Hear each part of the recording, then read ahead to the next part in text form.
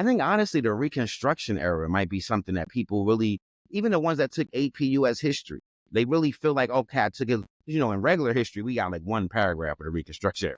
At AP, they might have gotten to have a page, but I think when we start talking about that, because we really build this time as the third Reconstruction, right, in America, our opportunity to actually change the country exists right now.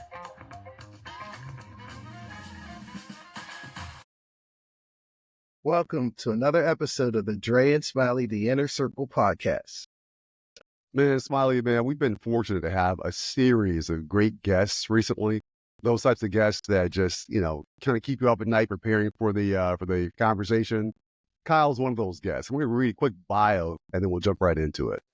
Kyle Williams is the creator and chief empowerment officer of A Long Talk About the Uncomfortable Truth, 21-day anti-racism activation experience aimed at equipping participants with the knowledge and skills to combat racism in their daily lives.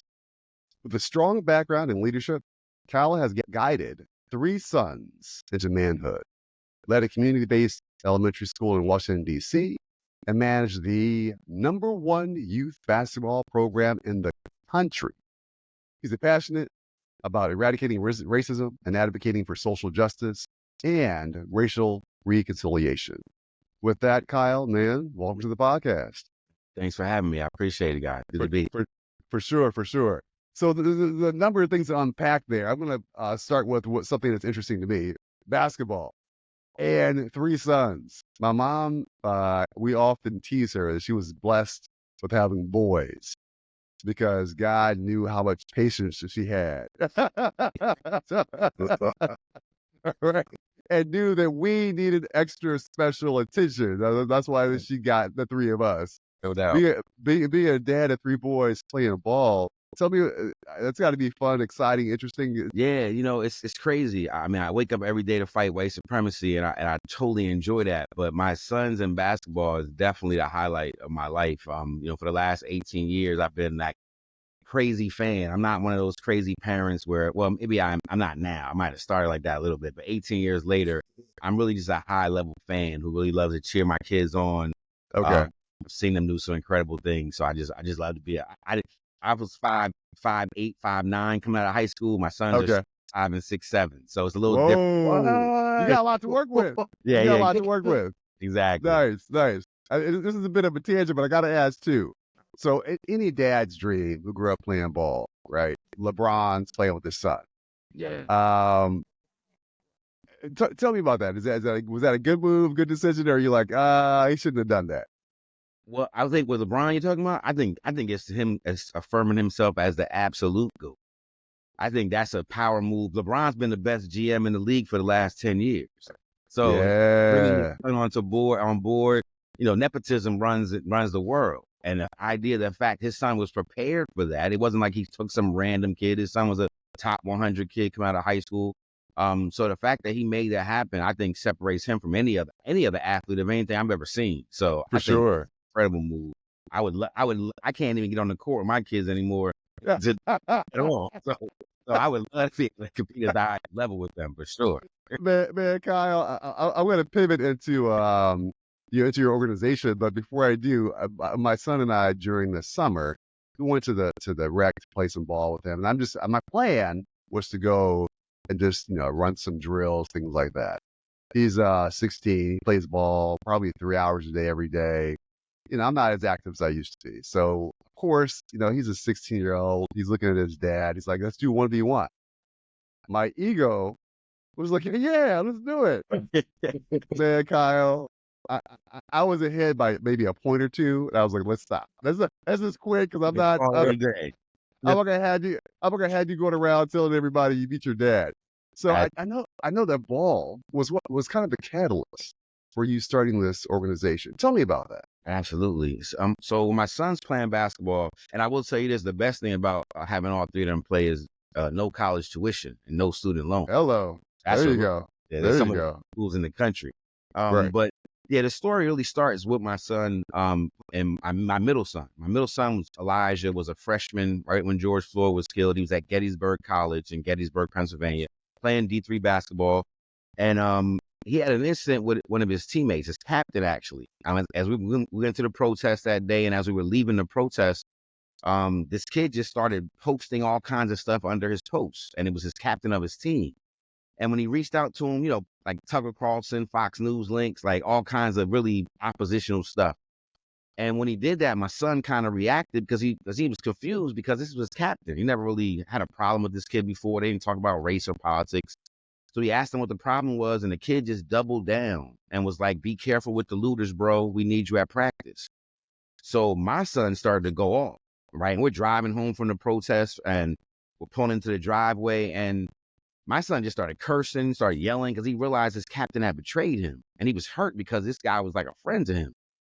And he started, after he texted him back, I said, "Man, stop texting and just call him. Like, you got maybe the kid's a little, maybe it's, I don't know, call him." So he FaceTimed him. And within 2 minutes of the FaceTime, the kid triples down and says some crazy stuff right here in my kitchen. Like, and my oldest son, Jelani, who had been kind of going back and forth on the phone, the FaceTime, just leaned into the phone and told this kid, he said, "On sight, when I see you, be ready to defend yourself." Like, it was that type of stuff. And I wasn't going to stop that because that's how my kids needed to handle that stuff in that moment exactly. But I thought about the coach who was stuck in the middle of the argument and didn't even know about it. Because I texted their coach and I was like, "Coach, this is a Zoom call you're going to have tomorrow?" Because remember, it was COVID time. So they were having Zoom calls every Monday. And it was Sunday night. And I texted Coach Dunn because I really like him. And I said, "Coach, you got a problem. Like, your Zoom call is not going to go the way you think it's going to go tomorrow. My son's going to show up with some energy that I want you to be ready for. And, I hope that he would be able to do something about it." And I said, "Call me tomorrow because I just want to talk to you about this call because you're going to have a problem." I specifically asked him to call me the next day because I had just been protesting for 5 hours. So as much as I like this guy, I was in no mood to talk to a white man at all. He called me right back. And while I didn't want to answer the phone, I didn't think it was going to go well. I answered it finally. And I said, "Coach, what do you want?" He said, "Is it a good time to talk?" I said, "No." He started talking about George Floyd and expressing his condolences. And I had to interrupt him. I said, "Coach, I'm not even mad about George Floyd. Like, I said, "Coach, I'm mad about the 400 years that led up to George Floyd. You see, I'm mad about the fact that over the next 30 days, there's going to be another George Floyd. And you're not even going to know his name. And honestly, I'm mad because as a white man, I don't think you're going to do anything about this anyway. So do you still want to talk to me?" And instead of him being fragile or running away and getting off the phone, he leaned into a conversation with some questions. So for about 10 minutes, I tried to explain to this man my anger, my pain, my frustration, my fear for my son. Because, Coach, you told me he was going to be safe at Gettysburg.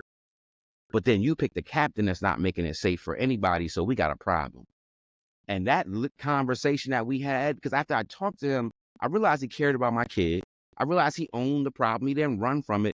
But I realized he was totally clueless about the history I was trying to explain. 35-year-old white man, a good guy who had no idea what was going on with this history. And, I just started explaining stuff to him. And after about 10 minutes, we got off the phone because I just said, "Man, thanks for letting me vent." It wasn't even about him. I was just getting it off my chest. And I didn't think anything was going to change because, I just had a conversation. And the next morning, I wake up to a text message from Coach Dunn, and he's asking me about redlining, something I said when I was kind of going off. And I texted him back. I said, "Good morning, Coach, but you can Google that. Like, I'm not doing that." I said, "But you know what? I got a video you could watch." I sent him this 80-minute video called "The History of Race in America." And I said, "Coach, if you watch this video, we could talk about whatever you want to talk about." He watched the video, and from watching a video, this 35-year-old white man immediately turned into an activated anti-racist. He just started doing stuff because we consider racism to be a verb, right? Anti-racism to be a verb. So you got to go do something. The first thing he did was he started supporting Black businesses. He was like, "Kyle, I'm not going to Jimmy John's anymore. I get it now. I understand." He said he found out there was a DEI department on his campus, so he started supporting that, made them hire more people. He reached out to every coach on campus, created an organization that still exists today called Gettysburg Allies that just connected the athletes in the DEI department. He just went to work making the school safer for my son. And because I had never seen a white man move like that in my life, and people kept telling me 2020 was different, I just tested the theory. And so I reached out to every single coach in America and got them to watch this video. Every single basketball coach. the reason I was able to do that is because aside from raising my own 3 sons, I've been the youth director of the #1 AAU basketball program in the country for the last decade. And we have a lot of kids that want to be, that coaches want to recruit. So we told every coach in 2020, if you want to recruit Team Takeover basketball, you might want to watch this video. And so we had a phone call 3 weeks after that with 107 college basketball coaches, the whole staff of Syracuse, the whole staff of Villanova, Georgetown, Duke, Notre Dame, anybody you can name got on a call, and we talked about race. And I just said, just go back to your school and do what BJ did. Just go fix something, find something. I was going to do it one time. This was not a business that I started. I'm not a DEI expert. I'm a dad. So I just sent them back to their campuses, and they started calling me back saying, hey, can you show that video to my athletic director? Can you show the rest of the coaches? Can we bring that conversation over here? And so it just started to grow through word of mouth. Next thing you know, the Aspen Institute heard about us and put us in their Project Play Summit, and it went on. And here we are 4 years later. Now 25,000 people have watched that video and had this conversation. So literally it started with me sticking up for my child and making sure my child was safe around his basketball teammates. But it opened up and it has built into something that I didn't even really expect. But once it happened the first time, I was like, we could do this again, because it was a really positive interaction. So that call, Kyle, was in 2020, 2021. In July of 2020, like George Floyd happened, we got everybody on the phone within a month, really. Into June, we got everybody on the call. And something you said that you said you're not a DEI expert. And in my mind, you're an involved dad of Black boys. You almost have to be by default, right? I mean, that's not, you didn't go to school, you don't have certificates and all that. But if you're an involved dad, the way you are, by default, you end up becoming a DEI expert, even though, you may not have been in the beginning. What are your thoughts on that? And I'll pass it over to Smiley. I think you got to really look at what DEI means in that, because I think it's a little, the reason I say I'm not a DEI expert, there are people who are trained, who take classes, who understand theories. I'm a Black father, so I'm an expert on helping my sons navigate white supremacy. I don't necessarily think that's the same thing as, I don't talk about diversity. Out of 25,000 people, 95% are white who I talk to. I'm trying to get them to have more diversity of thought, but I'm not in there trying to get them to hire more people, because most of the spaces that I'm in aren't ready for more Black people yet. So it's not that I don't necessarily talk about inclusion. I'm trying to exclude people that have ignorant ideas. I'm trying to get, it's like the cigarette smoker analogy. I'm trying to get all the races to go sit over there and go outside with it. So it's not about inclusion and equity. I just believe if everything was equal, equity wouldn't be an issue. So I don't believe, you know what I'm saying? So me personally, I understand what you mean by that in terms of having to understand these issues. And yes, I don't equate DEI equal to Black. Right? I don't equate DEI. I agree. Right. So I think that's my agree. Say that. Yeah. And I think, if anything, what we consider ourselves as ARA, if you got to give us a title, or anti-racism activation. I'm an anti-racist. I've been an anti-racist my whole life. I think being a Black man, sometimes that is the role we get pushed into in terms of fighting racism. What I'm doing is helping white people be better anti-racists. Like literally so I think the expertise that I have is I've stood 10 toes down against white supremacy since I was 10 years old. You know what I mean? So for me, it's not really that's my expertise, and being able to do it with a confidence and a clarity that I think I'm able to offer people who are, want to get on this journey as well. So I think that would be my expertise, if anything. Yeah. You mentioned that during the conversation with Coach Dunn, he called you back talking about redlining, and then you had him watch the movie. When you look at the history of racism in the movie, and out of all the people you shared it with, what stood out the most? Was it the redlining? Was it the segregation? Which topic was, if you had to do a bell curve and say, for some reason, they're always shocked about this redlining, or they're always shocked about the police brutality, or they're always shocked about driving while Black or walking while Black, or what was that one data point that you were surprised, not surprised, but everyone seems to trend towards that they didn't really know. Yeah. You know what? It's crazy, because it's a great question, because of the 25,000 people that have come into our conversation, they have to watch the video and they have to respond. So I literally have all of those answers that we get on our Google form. And I will tell you, I think the overwhelming thing is just being overwhelmed with how ignorant they were. There are a lot of different pieces. The 80-minute video, there's a lot of different pieces. I would say, but I think just the fact that people say is so eye-opening that I just didn't know any of that stuff. But I think if I had to put it on one or two things, I think honestly the Reconstruction era might be something that people really, even the ones that took AP US history, they really feel like, okay, I took it. In regular history, we got like one paragraph of the Reconstruction era. At AP, they might have gotten to have a page, but I think when we start talking about that, because we really build this time as the third Reconstruction, right, in America, our opportunity to actually change the country exists right now. And that's what the whole Black Lives Matter movement was, the whole awakening of 2020. So I think that's the biggest thing, is that they realize that once we have this conversation, they start to realize we've actually done this before. We've actually turned away from white supremacy a couple of times in the Reconstruction era, during the Civil Rights era. Are we going to do it again now? I think that's kind of the hope. That's what I'm hoping to bring them into a revelation for. So that's a great question, though. The reason why I asked that is because I don't know if you watched it, but after the incident with Chris Rock and Will Smith, Chris Rock did a stand-up, and he said that his mother, when he was a kid, had to go to the veterinarian because Black folks weren't allowed to go to the dentist. Well, I'm almost 60. I've never heard of that in my life. And that was like someone threw water on me. And I'm like, and then I Googled it, because you said Google it, you can find it. And I was like, Chris, I mean, once again, here's a comedian sharing something about our past that just never crossed my mind. And when I heard that, and then I started talking to some of my friends from HBCUs or different parts, other Black folks, and they've never heard of that either. Yeah. So when you're going through this, and you mentioned it's 90% white, what is something that people of our persuasion, people of color, men of color or women of color, found out that they just was surprised that they just didn't know, that seemed to be common knowledge? Like this veterinarian thing, I'm like, are you serious? Yeah. Then I asked my mom, or my cousins, they were like, yeah. I was like, what?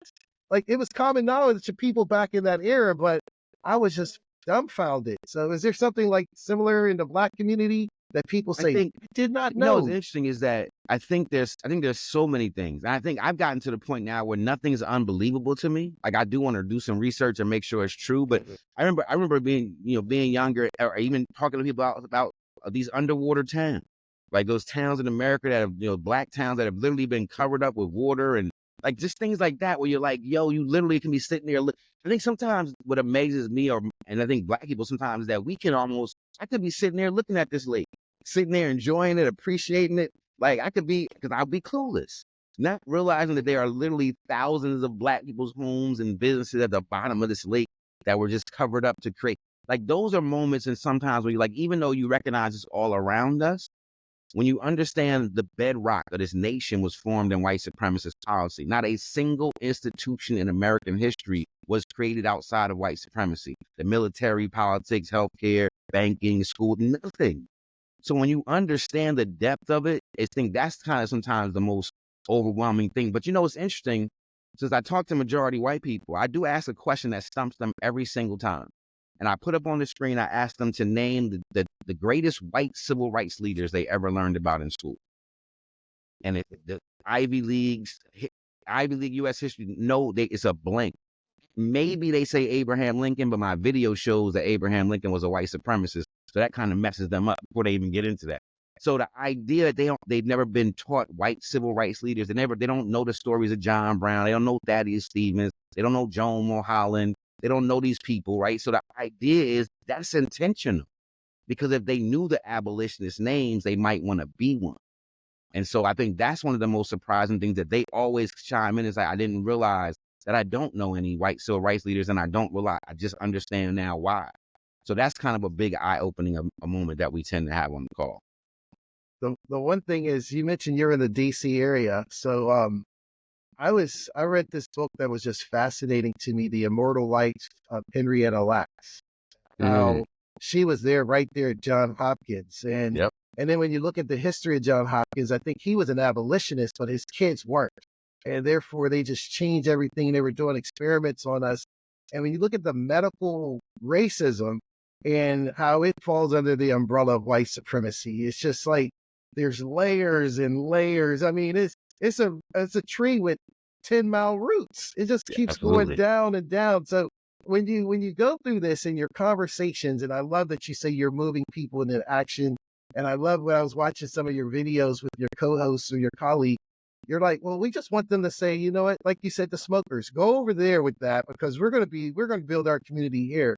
Yeah. When you do that, do you find that it's something that you're using just, I mean, the long talk is just US based, or is it European? Is it African? Because there's supremacy all over the world. And do you limit it just to the US, or are your followings all global? Because Yeah. everyone has some sort of aspect of this disease that's just gone viral globally.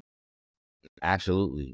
We talk about, and we don't even we talk about being we oppose white supremacy. And as you know, that's a global phenomenon over the last 500-600 years, a doctrine of discovery, all these things. And what I love about our conversations are because most people aren't used to having them, when they do come into our space to have it, I don't like to say we're a safe space, and we're professionals, so we're safe in that space, but we're a brave space. So you got to actually bring, some courage to have a conversation. And I always love when I work with a lot of international students. We work with student athletes from different sports, fencing and rowing, and people from all over the world. And what I love about it is that we do speak specifically.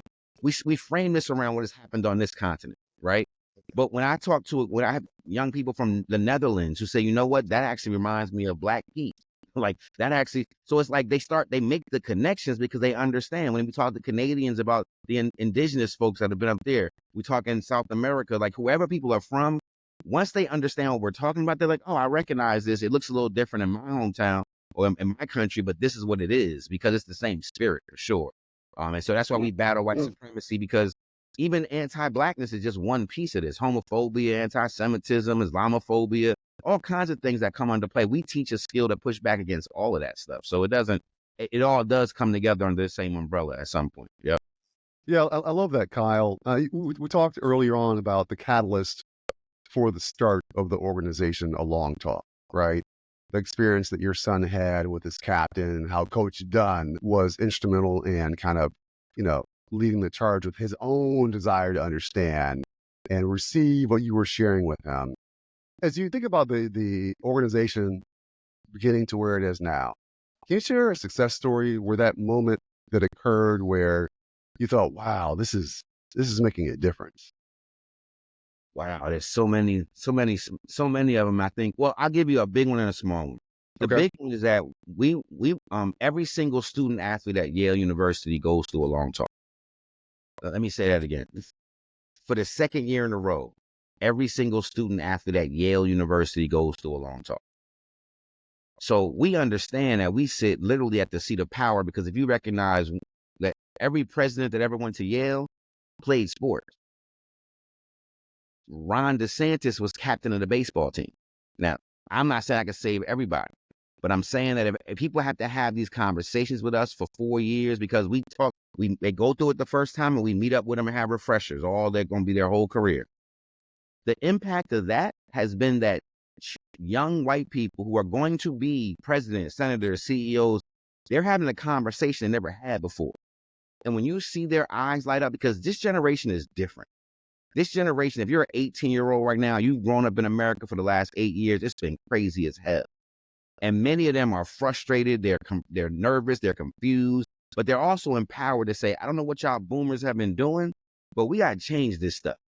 And so the fact that I can't walk around New Haven, Connecticut right now without somebody saying, hey, A Long Talk, hey guys, what's up? Man, we're so inspired. Like that to me is the win that's on the way.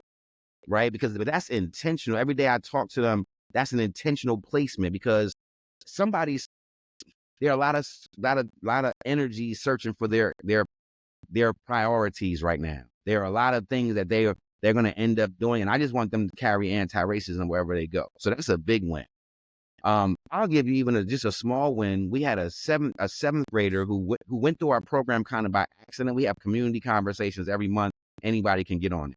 His mom had gotten on it. She's a teacher, and he was just in the background listening. When he learned what we were teaching, he went back to his school and started a club called the A Long Talk Club. And what he wanted to do was create anti-racists in his school, because he had Black and brown friends. This is out in New Mexico. White kid, Black and brown, indigenous friends. he keeps getting into fights because he's defending his friends. Once he learned the CPR protocol, what we teach him how to use this voice, not only did he change up and not have to fight anymore, he taught his friends how to use this tool against them. Then he taught all the teachers at his school. He went to his principal and said, I need to come to your staff meeting, and taught it for 15 minutes. They were so impressed, they then flew us out there to teach the entire school the long talk because one kid decided this is a way that's going to be different from me. And I'm gonna be honest with you. I like the fact that he was throwing hands before, right? That's how I kind of grew up. But the fact that he caught it and was like, you know what? I don't have to fight. I can use my words. That's something he's gonna carry forward. So from an institutional change to an individual change, we've seen everything in between. I can tell you literally thousands of stories of people connecting with us, even just little wins, just little things Yeah, due to the big win. So that's a great question. I don't get to talk about that as much. I'm still in the work so much. sure. Thank you. That was good. Tell me this, Kyle. So the takeaway for me from those two stories is the impact and the reach, right? So you're planting these seeds. You use the example of Yale. So these kids have never experienced or heard about anything like this. So the seeds being planted now in hopes it'll be cultivated down the road as they move on throughout Yale and beyond. So the Yeah. impact and the reach is remarkable in that story. You mentioned there's a community conversation that takes place frequently. For those that are interested in joining that, talk to me a bit about where do they go to sign up for that? Yeah, well, see, this is mission work. And when we first started doing this in 2020, I would say probably the first 50 of these were free because it Okay. was 2020, in the middle of the pandemic. Nobody was hiring. We were doing it for schools. We were doing it for people's friends, whoever you wanted to have the conversation. And so we built a standing community conversation every single month. Anyone in the world can go to our website at www.alongtalk.com, take a seat at the table, sign up for our coursework. You'll be enrolled in a class that happens once a month. With people from all over the world. And because for us, it's really our plus one. So when I go to places like Deutsche Bank or Yale or UPenn, Yale's not going to pay for the people's neighbors to go through a long talk. But people need to get their team together. You're not going to pay for your auntie, your cousin. So you can invite them to a long talk on the website, and they can go through the same exact experience we do, and for corporations or organizations, we do the same exact thing over Zoom once a month. So it literally is a plus one to get people. I want this to be, this is for everybody. It's not just for if your organization will pay for it. Like I want it to be, it's a municipal offering, literally, where we have communities like Martha's Vineyard, up in Martha's Vineyard. We have 300 people who have used the community conversation at some point. So we're Wow. literally building a community of change up there through our community conversations without any organizations or without any, politicians making it happen. The people just come through. And we've been doing that for 3 years with them. So it is true mission work. And that's why we want to have an open door for anyone that wants to walk through it. Right. And then the importance of that too also is the grassroots of it all, right? Absolutely. Yeah, the grassroots, you can kind of build up from there. So let's say that you mentioned Deutsche Bank, you mentioned Yale, another other top tier organizations, schools, things like that. Let's say that I'm the CEO of Smiley Enterprises, right? And I'm thinking, hey, we got to make a pivot here. Let's find somebody who can come in and help, inspire, our organization to move in the right direction. Talk to me about the program, but about the program structure, what that looks like, the mission of it all, and then I'll pass it over to Smiley from there. Yeah. The full experience, as I said, we're an anti-racism activation experience. The full experience is our 21-day activation. And what that really means, it's just about habit forming. So for a week, you're doing 10-minute touch points. You're watching some videos, you're reading an article, you're responding. And then we have a 2-hour conversation that really kind of sums that up. And that's virtual or live. Most of the first ones are virtual. And that 2-hour conversation, the goal is called unpacking your truth. And so that's our target. So we're going to take a look at that 80-minute. We're going to talk about the 80-minute video. We're going to talk about some of the articles, reconstruction, to really help people get on the same page of understanding what has happened in this country, really the depth of it. There's a week in between where there's also 10-minute touch points where they're going to talk about things like white fragility and white privilege, because the second session, when we come, our second 2-hour session, that's where we're going to teach them a skill called the CPR protocol. And then we're going to activate them to go use it. And the CPR protocol is simply a skill for interrupting ignorance. Somebody says some dumb stuff around you. It's a tool where we're going to use critical thinking to push back instead of arguing with them. We're not going to argue with our ignorance anymore. We're going to interrogate it. We're going to put people on the spot. So we teach that skill in the second session. People go into breakout rooms and literally practice scenarios and use it. By the time you finish our second session, if you don't know anything else, you know the next racist joke you hear how to handle. You know the next sexist comment you hear from your boys, how to confront it, right? So the idea is being able to have this skill and walk away. And then the last 7 days, if you will, the 21 days, those are all action items. Now go do something. Like go reach out, call somebody, practice, teach somebody. Like start to do something, start to move in that space. So it's really built around these two-hour conversations, and we built some framework around it. I'm a longtime educator, so it's a learning cycle, right? The best thing about it is that the 21 days is just the start of the journey, though. Like we have an interactive community, a platform where we continue to have conversations and practice, share ideas, share resources. We have people that have been rocking with us for 3-4 years since we started, who consistently show up for our conversations every month, consistently show up for our CPR practices, and also just interact in an online community. We built kind of like an anti-racist Facebook without Zuckerberg, without the ads, like a place where people can just come together and meet. So that's kind of the idea of it. And then we just go through we just spread through word of mouth. It's totally grassroots. I don't advertise because I don't want to be a checkbox for some company because it's not going to go well. Like if you have to really be ready to do this work with us because we are 100% authentically, unapologetically Black. And if you're not really ready for that, that's going to be problematic. So, and I say, what I mean by that is we're going to bring who we are to the table because I want you to bring who you are to the table. And then that's how together we're going to figure out how to make this country better together. So, yeah. I can tell you're an educator because you hit that last point that I was going to ask about, which is retention. Because, you know, the knowledge you share is only as good as it's retained, right? So a lot of times, especially 2020, 2021, it's checking a box. You know, go through this class, read this book, watch this video, and it's done. There's no follow-up. There's nothing like what you just shared in terms of having that community afterwards. Yeah. Where you can come back and talk about the challenges, the wins, the losses, successes, and you can still learn together in that community, kind of each one teach one, right? So yeah, I'm glad you shared that. Question I have is, you mentioned the 80-minute video. Did you write the video, or are you connected with the filmmaker? So when George Floyd was murdered, there was a lot of content people put out, you know, just kind of searching for stuff. And this video was actually from 2017, and it's really a lecture from an ACLU conference. Jeffrey Robinson is the lawyer who's kind of he's basically saying, I didn't know this stuff either. I'm a Black man from Memphis, and guess what I just learned over the last 3 years? And he just spills the whole beans. He's got receipts and the whole nine. He's since turned that into a Netflix documentary. It's called the Who We Are Project. I don't know if you guys heard about that, but it's an incredible watch. It's called the Who We Are Project on Netflix, and he has used that, taken that that raw lecture and made it into a cinematography, the pieces, and both of them are incredible.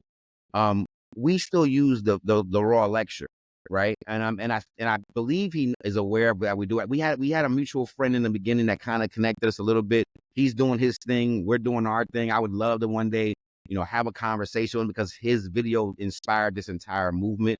And the reason I asked about the recordings, I know, he gets into this stuff, but it was on YouTube.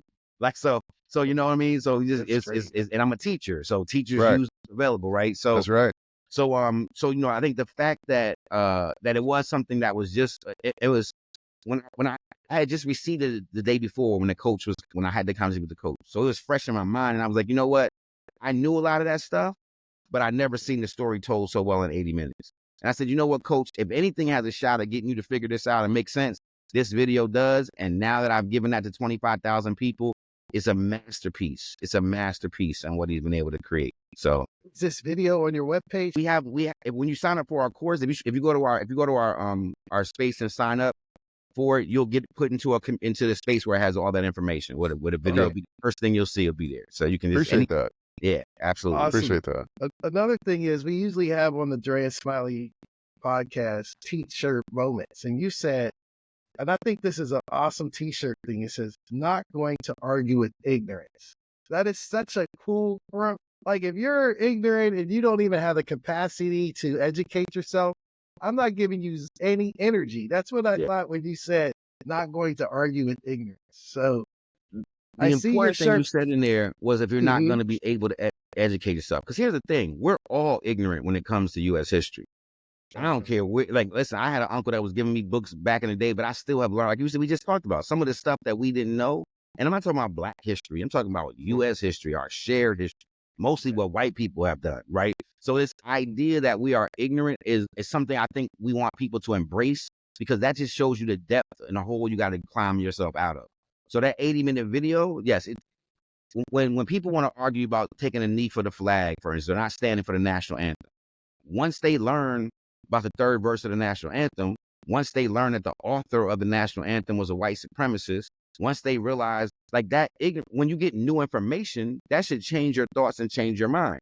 If you want to hold on to your ignorance and choose to be ignorant, that's a whole different conversation. And those people I'm not going to argue with. By using critical thinking with those of us that have just been duped, when you start to think about stuff, like, wow, because I just asked people, would you stand for an anthem that talks about killing your ancestors? And even the most avowed racist white person says that no. Like, why do you expect me to stand for that one?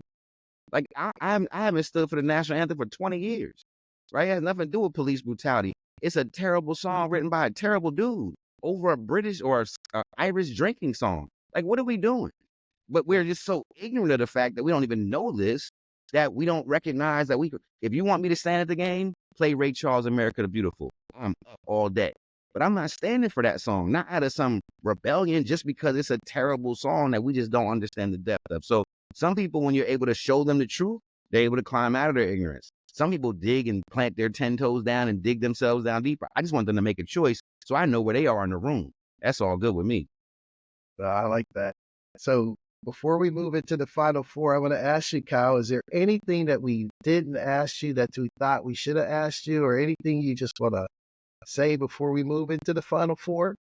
I'll say this, is I think I mentioned a little bit about the cigarette smokers, and I think this is an analogy I like to use to kind of help bring the point in, because I think a lot of people, I used to think that this was impossible, like ending racism, battling white supremacy. I used to think growing up that this was totally impossible to even try. And then I realized that we could actually do this, because if you think about how we got rid of cigarette smoke, we realized, y'all realized there was a time in America where people could smoke cigarettes on airplanes. Any and everywhere, literally. You can smoke anywhere. And we didn't think anything of it. And the smokers, we were like, hey, it's your choice. If you want to make a bad choice, that's fine. I'm not going to judge you. It's America. And sit down next to me and let me inhale your smoke. 100%. The non-smoker in us, we were like, man, it's America. I'll sit next to you all day. And we started getting sick. And then we realized that by giving them the liberty to make this poor choice, we're threatening all of our lives. And so what did we do? We first educated America. We just told everybody the truth, the uncomfortable truth that these cigarettes were going to kill you. And by telling people the truth, that was enough for millions of people. Now, some other people wanted to keep their habit, and we said, okay, you can keep your habit, but it's going to cost you more. Like, we raised the prices, tobacco taxes, just on cigarette packs are like $15 a pack in New York right now. Because we blows my mind. And because if you're really going to do this, you're going to have to pay the cost. And then thirdly, when people said that, they would pay the cost, we told them, listen, you can keep your habit, but you got to take that shit outside. You got to take it somewhere else. And we could do the same exact thing with racism. That video re-educates America. The majority of people, when they watch the video, are good people. They're like, yo, I didn't know that. That's crazy. We should probably do something. I believe out of the 300 million people in America, 100 million people would watch that video and just decide to get active. Some people would say, you know what? I want to keep my habit and keep my jokes. And we just got to make it more costly for them. Like, I love the fact that those dudes that harassed that black kid I saw on Twitter the other day, who was coming out to use the phone after the hurricane, they just lost their jobs. Absolutely. There's consequences for your behavior. But finally, if they want to keep and stick around in the neighborhood, we got to tell them to just take that shit outside. You can keep your jokes. You can keep your comments. Just don't bring it in my space. And if we can just do the same thing we did with the cigarette smokers and let all the racists go outside and tell the jokes together, they're easily identifiable. And all I want to do is know where you're coming from. Because I'm going to be honest, these questions and this battling ignorance is kind of new for me. I've been called a nigger twice in my life. I punched them in their face both times. So the idea of me, I just want to know where you are in the room. I'm good, and we'll try to work with you. But if we got to choose a side, I want you to not be blended in the middle. I need you to get over there and represent hard for yourself. So that's what the work. I just want people to identify themselves. Stick with your ignorance, but do it over there. Yeah. So Smiley mentioned t-shirts earlier. I can't help but ask, 8 against hate. Tell me about the 8 against hate. So this is the Ivy League. So I told you I work with Yale. This is actually from Princeton. And so Okay. when Okay. 2020 happened, people came out with pretty cool slogans. And so there are Okay. 8 teams in the Ivy League. So it's Yep. hate against hate. They Okay. continue to use this slogan. I wear this. I wore this. I just happened to throw this on when we were getting ready this morning. Yeah. I'm not really big on people's. I want to see the work, right? And again, of the 8 teams in the Ivy League, we pretty much work with 2. So right now, I know for sure that it's 2 against hate. But and again, they're not saying they have to work with me because we do Right. have teams and stuff. But I think schools like the Ivies and organizations. You think about the alumni network of the Ivy League. You think about the power base of the Ivy League. It is important for them to take a stand. I just want them to stand 10 toes down and like Yeah. not have, and so, and we're getting there. What's happening at Yale is unprecedented. Every single student athlete at UPenn goes through a long talk. Those are the 2 that really, really rock with us. We've done some sprinklings with the other 6, other 5 out of the 6, but at the end of the day, I know that Yale University is against hate. And when I say this, a lot of people think that the opposite of being racist is not being racist. The opposite of being racist is being anti-racist. So if people want to know, if people ever want to question, well, I don't want people to think I'm a racist. Don't try to be not racist. The only way people want to know you're not a racist is to be active anti-racist, to see you pushing back against it. That's when we'll be like, okay, I got you. I see what you're doing. So T-shirts are great, and we actually have some. You can get some on our website at longtalk.com, because another one that we use is eracism, and another one that we have, it says white people to the front. Because if black people could have ended white supremacy, we'd have done it by now. So Word. it's time for everybody to step up and let's get it done. So Let's get it I'm done. There's 2. Love it. Love it. All right, man. So let's kick off this this final 4 here. All right. So, first question: if you could trade places with one person for the day, who would it be and why? Oh, one person for the day. Was that on the list? I feel like I didn't see that. You sound like one of my students. You didn't tell us it was a quiz today. I looked at him, I was like, that's an incredible question. Well, okay, when I trade places for the day, I get to be like their whole life. I get to have experience. So I'm gonna say this. It's gonna sound kind of crazy, and the fact that actually this person actually was the first MC on the first Along Talk that we did. He hosted Along Talk, and that's my man Grant Hill. Grant Hill. Let me tell you, Yeah. this is gonna sound crazy. After Mic all the drop. stuff we just talked about that was serious, let me just tell you why. Grant Hill, first of all, I grew up as a Dallas Cowboy fan, so his father Calvin Hill. Pops. Right? So I'm Yep. on the sidelines, right? Yep. Grant has lived, I'm sure, an incredible life of being just an incredible life. Went to Duke, played basketball, Yep. champion, played the Yep. pros. Is Yep. the owner of an NBA team right now, Yep. married Yep. to Mia. Like, Yep. what are you doing, Grant Hill? Like, I'm not jealous of a whole bunch of people, but there's one dude I could pick for one day. I would want to be Grant Hill, just to see what that whole life of is like, that highest level of some stuff Right. that I really enjoy: basketball, beautiful women, like Yeah. Grant Hill, like Dallas. He's really done it at a high level. So And he's done it with class. Like you Absolutely. never heard about him, getting caught up in craziness and whatnot. I don't know if you read his book. Great book, autobiography. Great book. He talks. He has a bunch of different stories in there. But yeah, I can see why you would say Grant Hill. It makes sense. Yeah. Yeah. Awesome. What is something that never fails to make you laugh? Say, for example, like you said, your sons are like six plus. When they first dunked on you the first time, did you laugh, or is that Whoa. No, I can say that they don't. You said you're 5'7", 5'8", and they 6'5". No.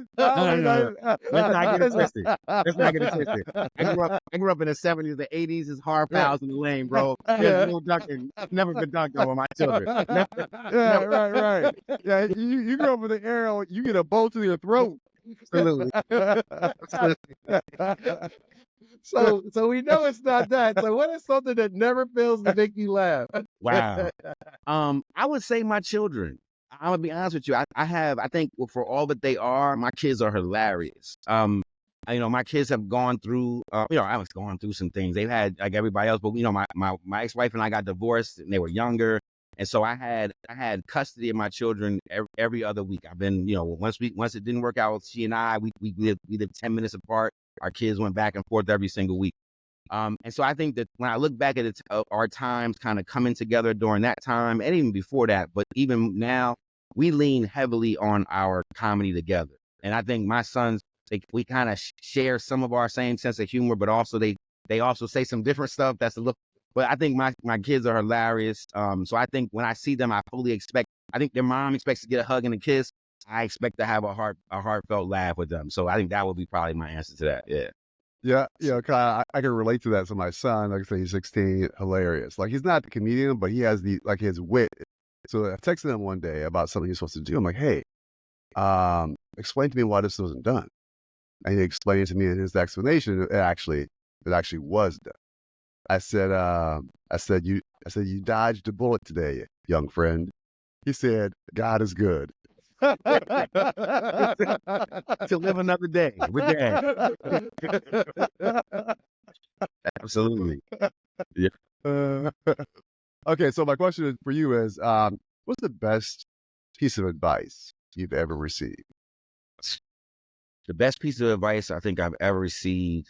Well, my mother once told me, and I think this is something I think with my kids is that, my mother once told me, if you don't tell me the truth, I can't help you. So when I would get in trouble, like any other kid, I would tell 5 different lies to try to get out of trouble, right? And my mom would just say to me, it doesn't help. She's gonna. My mother believed me, so she's gonna believe me and try to fix the problem. If I lied about something at school, she's gonna come to the school. So if I lied, if I got in trouble and she's coming down to the police station, she go like whatever it might be, right? So I think one thing that always rang true, the thing that made me tell my mother the truth all the time is that she said to me, if you don't tell me the truth, I can't help you. And my mother is one of my biggest helpers in my life, and I would never not want to get the benefit of my mom's help. And so, yeah, I tell my kids the same thing. It doesn't matter. Like, I'm not going to snap out in the moment and be like, I can't believe you did this. I'm like, yo, how do we get you out of this? Like, how do we fix this? And then I'll deal with that stuff on the back end. So I think I always let my kids know not to be afraid when they mess up, not to be afraid when they have thoughts that don't match mine, because I want to know what your truth is so I can try to help you, whether that's help you redirect your energy or your thoughts or help you get out of some trouble that you're in. But I think that's a piece that I've always held on to since I was a little kid, at least with my mom, right? So I got to let that blend over with everybody else all the time because, but my mom, I definitely got that. And she's made it real. Like she's helped me so much in my life that it's the truth. Yeah. And one thing about that in terms of blending over with everyone else ain't gonna help you like Bob's will. They're gonna judge you, make things hard. They might make it worse than it was before. Yeah. Oh, that's good. I didn't think about that, Drake. Thank you. That's why I didn't tell you all that.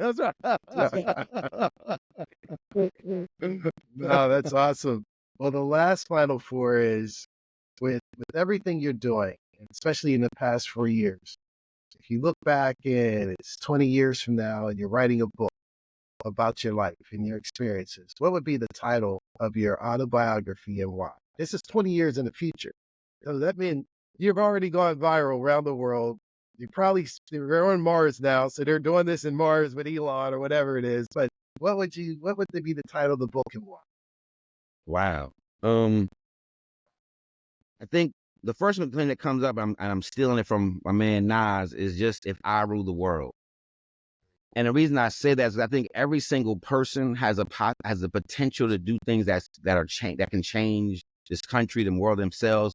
And I think if we're able to do the things that we're set out to do over the next 20 years, this is going to be a global impact. And I think that if we can when I talk about the third reconstruction, if we worked on getting rid of white supremacy, that we work on getting rid of litter. If we work on getting rid of white supremacy the way we've done with cleaning the air, like if we could literally take this curse that's been hanging over us, and if I ruled the world and everybody went through a long talk and everybody was engaged in this conversation, we were able to just separate and I say separate meaning just be divisive intentionally to say of people's beliefs. If we could clean up the world, that's what I would love to be able to say 20 years ago, that a long talk helped clean up the world. And I think that's, and here's the thing about it where I will pull in. The beauty of what I'm trying to do is not for me at all. I don't want to be at the face of this. See, I don't know we're successful when there are millions of white people doing things that no one knows where they even got the ideas from. and they can look back and they say, you know what? Well, 10 years ago, I went through this thing called a long talk, and it just changed my whole perspective of what I could do with my privilege and my power, and it had nothing to do with me. So if I ruled the world, I would just enable and empower and then embed people who are just anti-racist all throughout it and let them get to work and let them do the things that they were meant to do. So yeah, I think if I ruled the world, it's really about me, but it's about each individual person being able to rule their space and decide that there's not going to be any ignorance, there's not going to be any hate while I'm standing here. So yeah, I think that would be what I would call that. My bad, Nas. I'm sure he got that from somebody else too, but that's Word. Kyle, man, this has been fascinating. I mean, I'm just, like I said, I can't wait to watch this 80-minute video and participate in one of your monthly calls. I want to applaud you for everything that you're doing, and continued success to you and all of your endeavors. I appreciate it. And the same to you guys. I know when Loki reached out to me, I know you guys had him on your podcast. I listened to that a couple of days ago. He's such an incredible, I've been able to meet such incredible people. I think that to me has been like so wild to me that I've actually had a chance to meet people like him, his mom, like she made me dinner. And I was like, yo, what is going on? Right. So I just never thought, this was not when I graduated from high school, it did not say most likely to solve societal problems of white people in my bio. Like, so this is a total ride for me. So I thank you guys for having me. I'm thank you for taking Loki's, advice and calling, reaching out. I'm glad we're able to do that. And I'm glad you all are using your platform and your voice to keep doing things like this, because this was cool in 2020. I did a lot of podcasts in 2020, 2021. Yeah, I bet. I don't do as many these days, right? But it's always great to be able to come on and rock with you guys with that. So yeah, for sure. Kyle, man, I just want to say in conclusion here, something you mentioned, everyone's born ignorant, right? For those listening and watching this, there's a huge opportunity here to end that level of ignorance they feel they may have. I would encourage our listeners, those watching the podcast, to go to longtalk.com. Great website, easy to navigate. And what I plan to do here is take a look at that community conversation to kind of join the cause here. So, Kyle, thanks again for being on the podcast. Appreciate it. Thanks for having me.